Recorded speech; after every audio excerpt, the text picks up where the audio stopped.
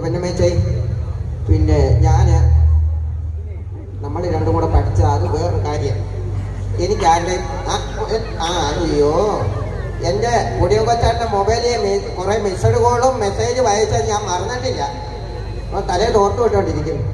കണ്ടോ ഇത് കുറേ ഞാനിത് പിടിക്കപ്പെട്ടെന്ന് വെച്ച് കഴിഞ്ഞാൽ അന്ന് ഒതുങ്ങണ്ട ബാറിൻ്റെ അവിടെ നിൽക്കുന്ന ഞാൻ കണ്ടോ, ഒതുങ്ങുന്ന എന്നെ കണ്ടപ്പോൾ. എൻ്റെ പൊന്നു വിനോദേ, എൻ്റെ വീടിൻ്റെ അതുവഴി വരുമ്പോൾ ആ മതിലിൻ്റെ അവിടെ കിടന്ന് ഒളിഞ്ഞൊളിഞ്ഞുള്ള നോട്ടം ഉണ്ടല്ലോ. ഞാൻ പലപ്പോഴും പറഞ്ഞു, ഞാൻ മുറ്റം നോക്കുമ്പോൾ കേട്ടോ, കള്ളത്തരമല്ല, എനിക്കത്ര പ്രായമൊന്നുമില്ല, അത് കാര്യങ്ങളെല്ലാം ശരി തന്നെയാണ്. ഇന്നലെ ഞാൻ നോക്കി വന്നില്ല, ഇനി ഞാൻ നോക്കി വന്നില്ല.